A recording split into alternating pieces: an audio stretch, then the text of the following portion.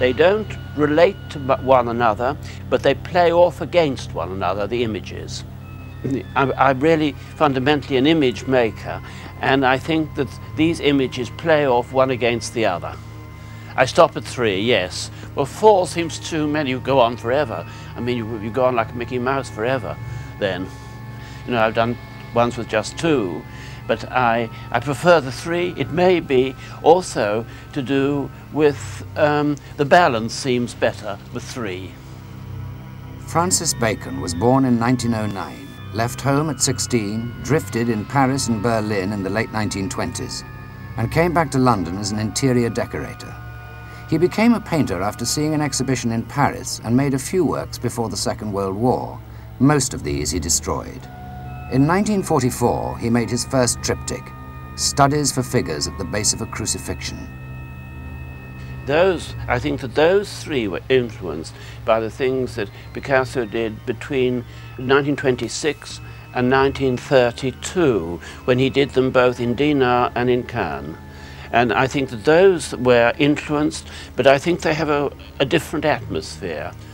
His are more happy, more playful, you may say, than these are. I found an old book in Paris on diseases of the mouth, and they were hand-coloured plates of these different diseases of the mouth. And they always interest me, and the colours were beautiful. And that's the reason I like the mouth. People read things into everything, and they always say that mouths have a strong sexual influence. They probably do. I was going to do a whole crucifixion in those days. I have no religious feelings, but at the same time, I was going to do a crucifixion and put these around the base of it. And I didn't go on doing the crucifixion. Only reason I ever used the crucifixion because it was an armature on which I could kind of hang certain sensations. But very soon I gave it up because I found I could do the same thing better without using the crucifixion. Bacon did not make another triptych until 1962. In the intervening period, he painted the works that are most frequently associated with him, the popes, based on the Velázquez portrait of Pope Innocent X. He also did portraits of some of his close friends. This one is of Isabel Rawstorn, and of himself.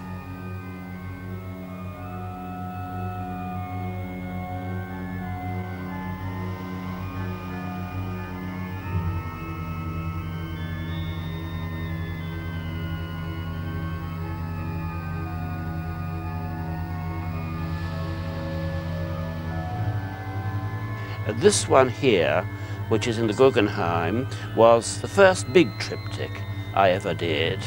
This last panel, the right-hand panel, to some extent, I'd always been a tremendous admirer of the Cimabue that was in Florence, of the Christ on the cross, which even when it's destroyed, still looks a magnificent image. I did turn the image upside down. It's not really like it, but I know it, to some extent it was influenced by that. Just somebody shot about on a bed. No, I didn't, from a photograph, I just did it.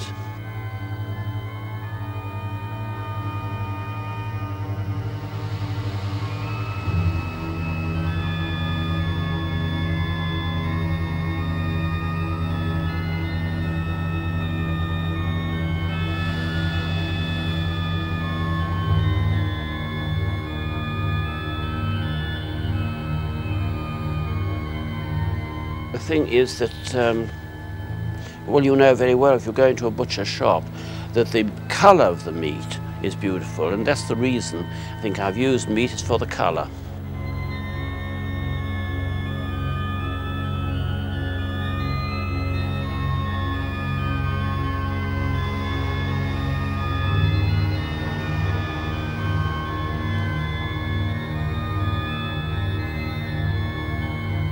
I remember I used to very often go into Harrods, which had a magnificent butcher's. It was a sort of hall of meat.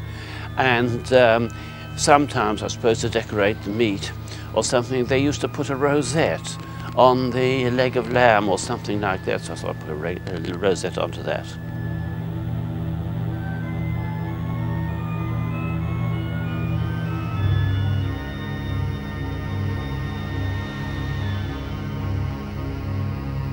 I had to put something red, and I think like a kind of rivet around the arm. I just put a red armband. It seemed easy and simple to put the swastika on it as well. I take everything from everybody and everything I possibly can take, and I think all artists always have done so.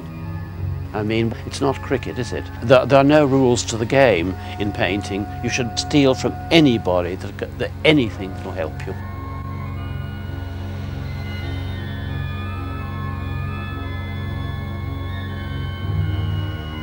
I don't know, I was thinking of horses' legs then, but I may have been, as my father was a trainer of racehorses, and one very often saw the bandage, but I wasn't conscious of it being from that, but it may have been.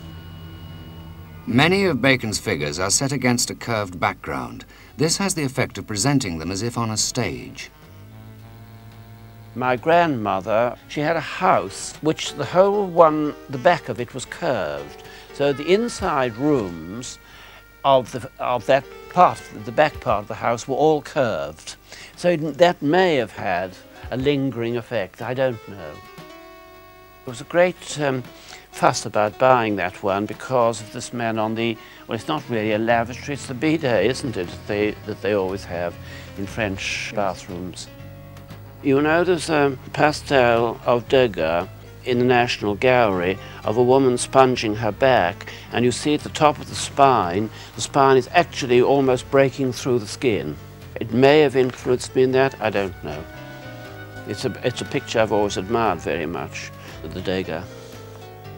I only paint people I know very well, you see. I know the contour of their face. I do have photographs of them, but as you see, these are not really photographic paintings at all. I just use the photographs as people used to use models, only they used them much more literally than I use photographs. John Deakin took a lot of photographs for me. I have an enormous number of them somewhere, but they're not really very useful, beyond being references to, you know, just the way the face is made to some extent. So, does he ever have the person he is painting in the studio? I would hate to have them there, because they would disturb all the deformations. I always hope, for instance, in portraits, to deform them back into appearance. But how often does that happen? There's no point in doing a portrait of somebody unless it looks like them.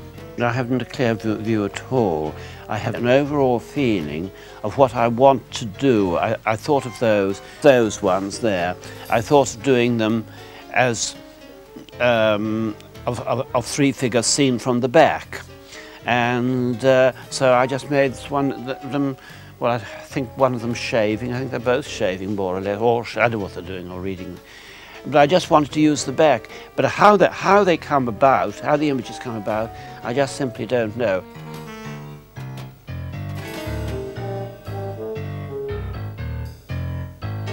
You see, I generally paint with brushes that people use. I don't use what is called artist brushes very much. I generally use those brushes that you paint the wall with. And so that they're very often very loaded.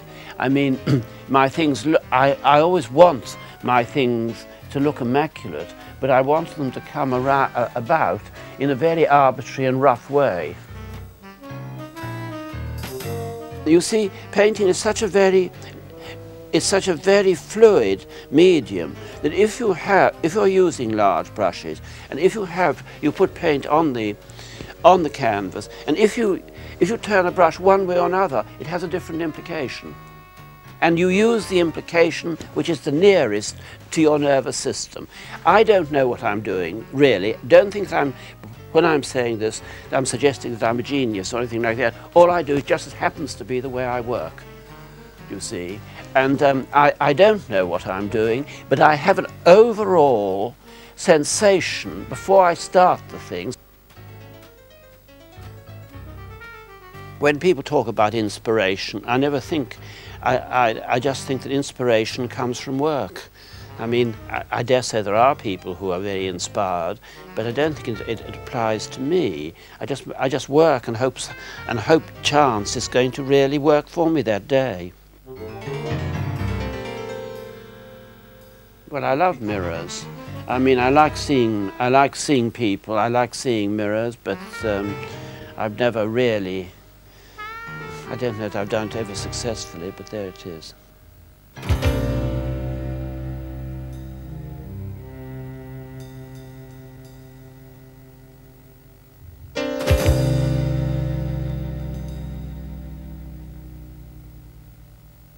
During the 1950s, Bacon had made several paintings of two figures on a bed. His source was a series of photographs by Edward Muybridge, who worked in Philadelphia. Muybridge was a pioneer of the photography of movement. After all, he did these remarkable series of figures in movement, and of course, you know, even Degas subscribed to Muybridge, an enormous number of artists of that time, because they were so interested in seeing these images in movement, and especially of the animals. There's a very remarkable series in his thing of wrestlers. And I think to some extent that these figures together came originally, probably was suggested by these wrestling figures of Muybridge.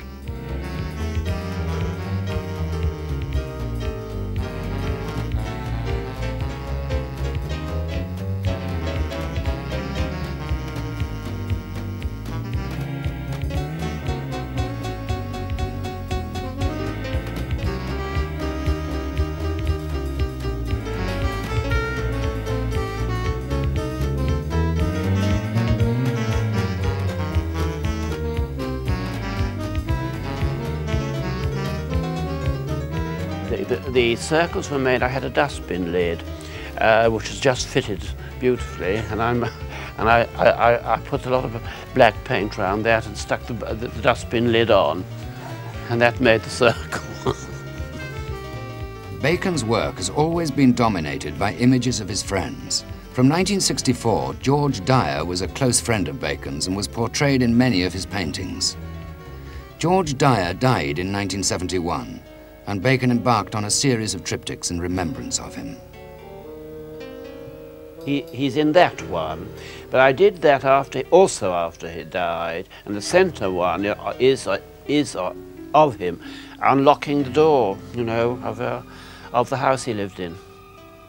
It has been suggested that the central panel was in part inspired by T.S. Eliot's lines, "At the first turning of the second stair, I turned and saw below the same shape twisted on the banister, under the vapour in the fetid air, struggling with the devil of the stairs, who wears the deceitful face of hope and of despair." Bacon denies this.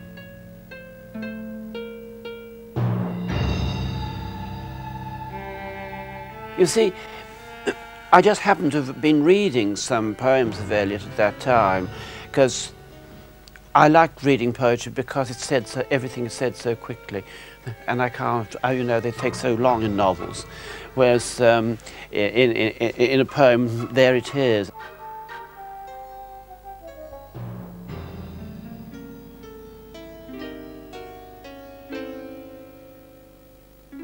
It's very often been said that modern man wants a sensation without the boredom of its conveyance. And of course one hopes to make the things as near to shorthand as possible.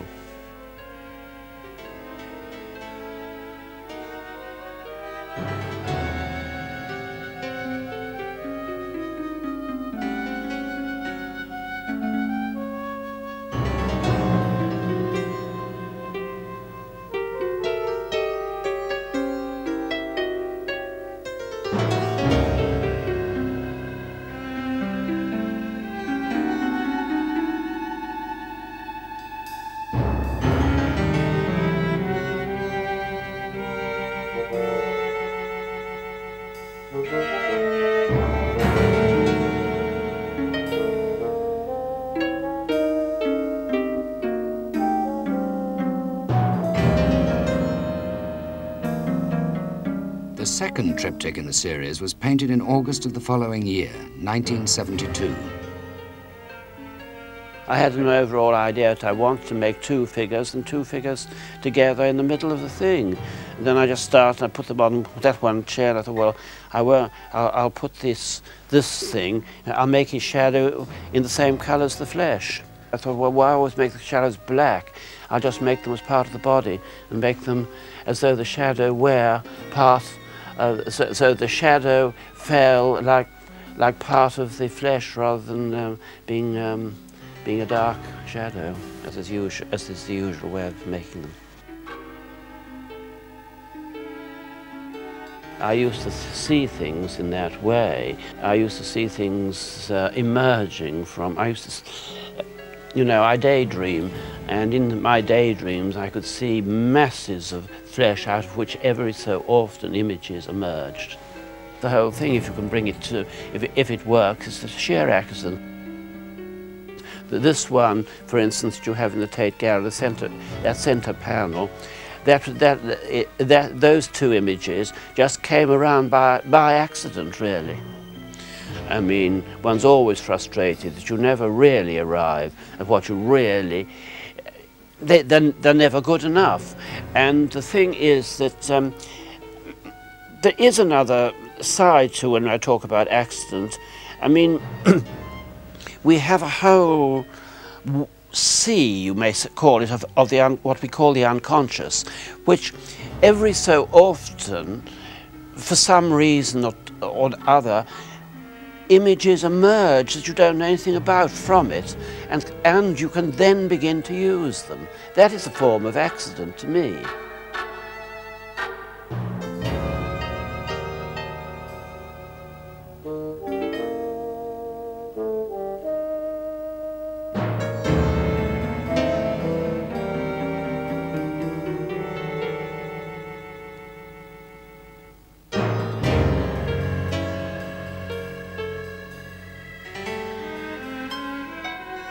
This is the only one that may have some story.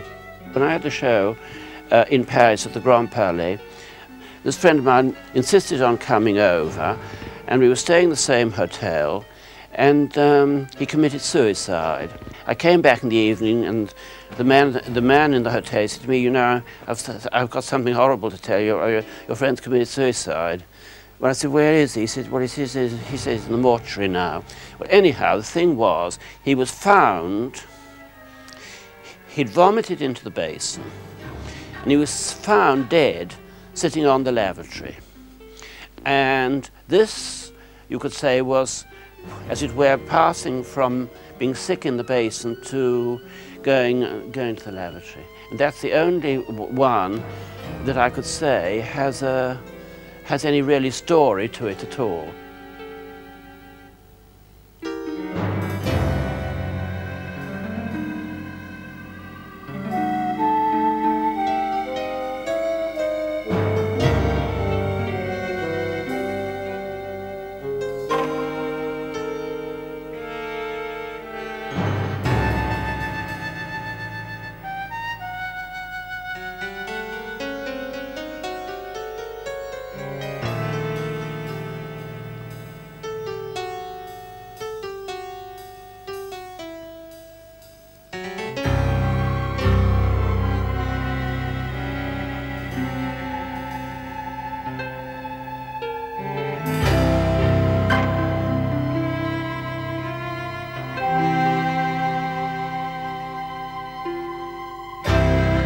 I didn't think of it. I just put that shadow in.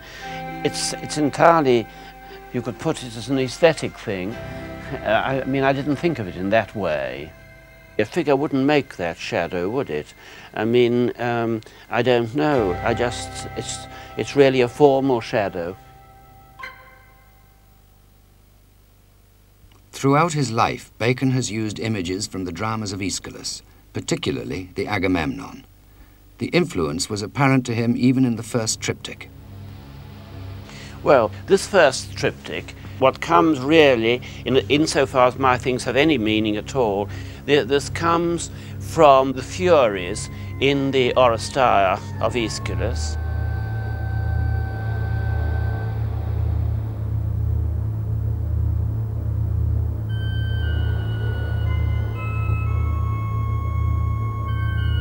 Well, nobody likes this triptych, but this is the figure that I'm most pleased with of all my figures, because you don't really know whether it's one figure or two figures. And I think it's got an ambiguity which a lot of the figures haven't got. And that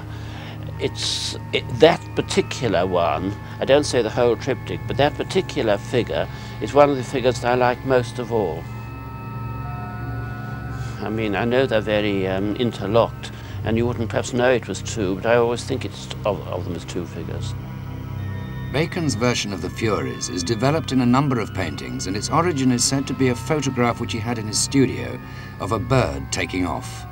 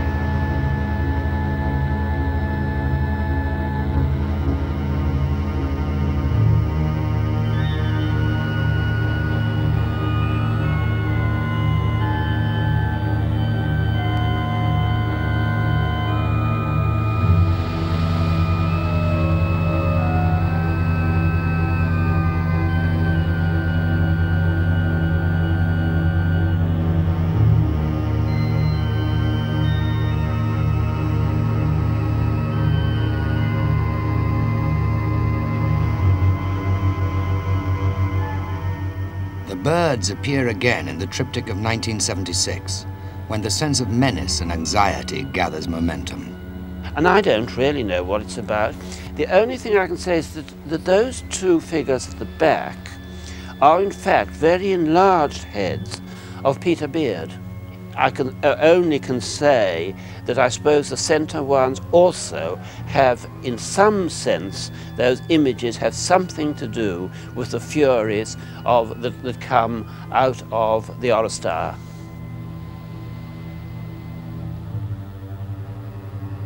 Because after all, we do live by all the hidden areas of our makeup. After all, we don't know what the unconscious is, but we do know that many things that we do and think come from instinct, and instinct generally arises from, you could say, from that whole unconscious sea which is in all of us.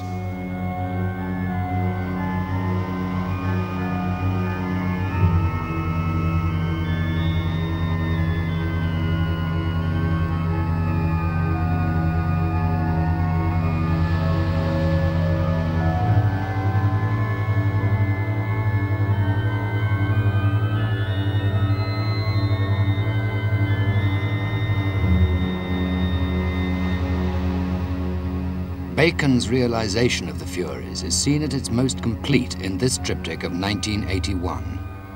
That image comes from, as you know, from the Orchestra. At least that's how it came up to me. It's not an illustration of the Orchestra, and that is the blood under the door. After Clytemnestra had murdered Agamemnon, you could read it that way if you like. But I don't read it that way. I just put blood running under a door.